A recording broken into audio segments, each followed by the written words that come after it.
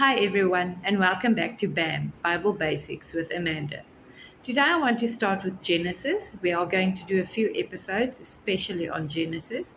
And as we go through the Bible, the different books, we'll take slow and go little by little and explain what happens in every book. So, today, we're starting with the most important creation. Now, as you will remember, Genesis is the first book of the Bible. And Genesis, the word, means origin, which means where we're all from. So here's a basic outline and of the whole Genesis.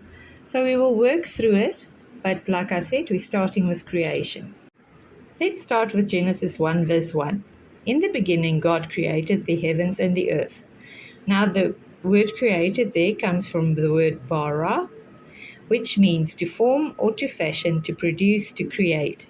Now, that means in the beginning, God created the heavens and earth out of nothing. And then, as we will see later on in the explanation, the Lord created by fashioning existing matter into something new. So, after the Lord created the heavens and the earth, He's fashioned it to make it functional for us. So, in Genesis 1, you can read how the Lord created the heaven and earth in 6 days. And on the sixth day, then God said, "Let us make man in our image, according to our likeness. Let him have dominion over the fish of the sea, over the birds of the air, and over the cattle, over all the earth, and over every creeping thing that creeps on the earth."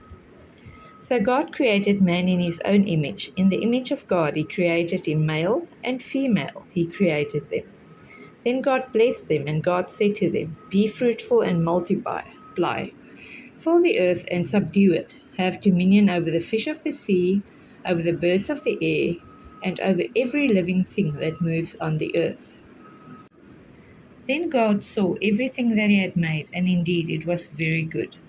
So the evening and the morning were the sixth day. Okay, then we move over to Genesis 2. Thus the heavens and the earth and all the host of them were finished. And on the seventh day God ended his work which he had done, and he rested on the seventh day from all his work which he had done. Then God blessed the seventh day and sanctified it, because in it he rested from all his work which God had created and made. Now the rest of Genesis 2 explains how the Lord created man. Like here we can see, "And the Lord God formed man out of the dust of the ground and breathed into his nostrils the breath of life, and man became a living being." Now if we look at the notes of verse 7 that says, "And the Lord God formed man and breathed into his nostrils the breath of life," if we look at the note, the most intimate moment occurred when the Creator breathed into his nostrils the breath of life. In him was life, with the reference John 1 verse 4, "And he gave mankind the precious life that only God has to give." It's such a wonderful thing to realize the breath in our lungs comes from the one who created us.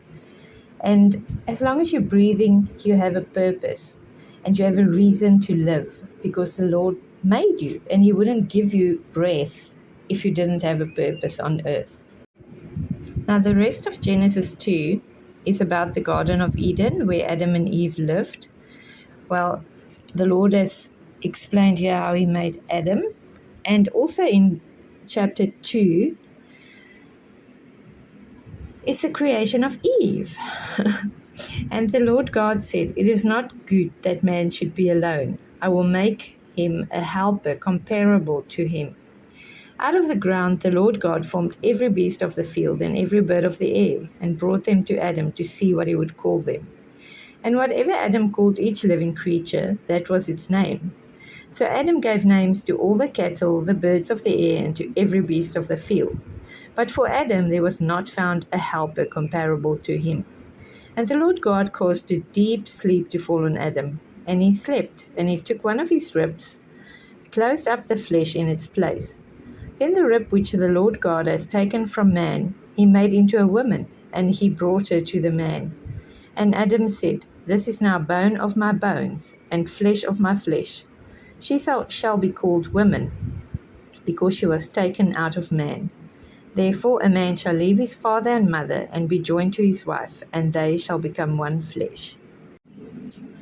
Then another interesting thing in the garden, they were both naked, the man and his wife, and were not ashamed, because there was no sin yet in the garden, and people didn't have a consciousness of being shameful or anything like that. It was perfect life. So I would suggest you go read Genesis 1 and Genesis 2 for yourself and see the order of creation and everything. I wrote down the order of creation here for you. So like day 1 was light, day 2 atmosphere, day 3 land and sea and plants, day 4 lights in the sky, the moon and the sun obviously, and stars. Day 5 sea creatures and birds. Day 6 land creatures and humans.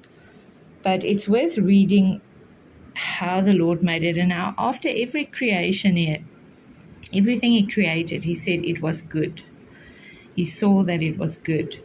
So that just brings to, no, sorry, I'm getting emotional. It just shows you the miracle of creation and how good the Lord made everything just for us because he loves us. And it makes me sad to see how we ruin the planet he gave us to live on through various ways, pollution and crime and everything. But that comes in with sin and the fall of man, which we will do in the next video. So today I would encourage you to go and look around you and see if you can see some beauty in creation. It doesn't matter what your surroundings look like really, because nobody's life is perfect and nobody always live in a beautiful place. Life happens. But you can always look up, especially at sunrise and sunset, and see the beautiful colors and the beautiful clouds. Look at a tree, look at even a field that looks like it has weed in, often has a flower that's beautiful. And just appreciate creation wherever you are today. So thank you for listening, and thank you for going with me through the Bible. And like I said, next we will look at the fall. But for today, remember creation and that you are part of creation, of a wonderful creator who loves you and who wants to spend time with you. Be blessed. Until next time.